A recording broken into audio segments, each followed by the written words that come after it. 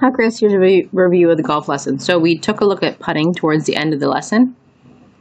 Most of the things I thought were going really well. So what was going really well? The wrists were staying still. The lower body was very still. Excellent job. We want to try to rock back and forth. So as far as our putter goes back, it then also arcs the same amount on the way through. If anything, this is a pretty good example of that. The one thing, if I do play the putting stroke on the right side now, if you look at that center line on your putter, you'll notice you come a little bit inside that slightly arced line. What I mean is your putter head has that line in the middle right here. That's not totally matching up with the arc on the mat. And then you'll notice as you come through the ball, you almost hold off the face so that instead of following this arc on the way through, your putter head is now above it. So we're going from the inside and across the ball, from the inside to the outside, we'd say, with our putting stroke right now.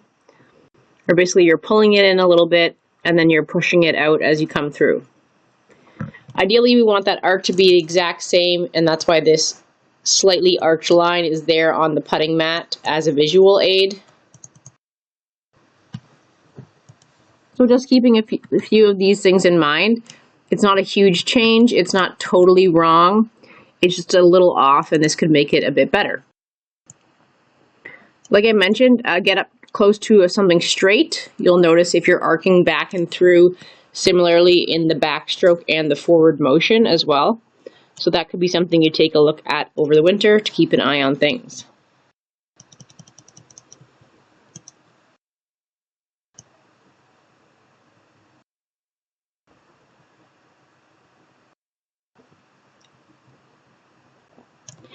In terms of the full swing, Chris, we are mainly talking about not bumping your hips too much through impact.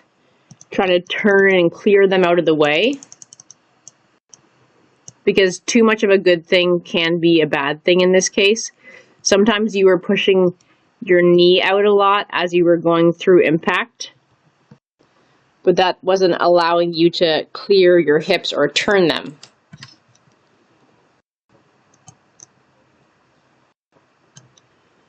So overall, we want a little bit less tightness in the hips, a little bit more ease of motion, so that as you wind up your chest and your core,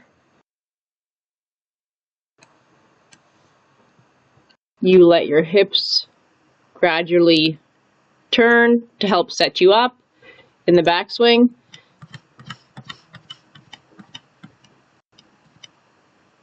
Then once we're here, it's a small bump, but then a lot of turn. Another way of looking at this is when we reach impact, we should be able to see most of your pockets on the back of your pants. I'm going to bring up an example to compare. So we compare this swing on the left side of the screen with Rory. We'll see he's coming into the impact area or connecting with the ball.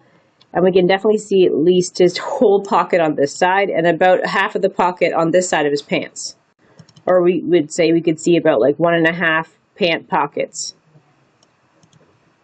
Whereas if we watch your swing, Chris, as you come back down and as you're about to strike the ball,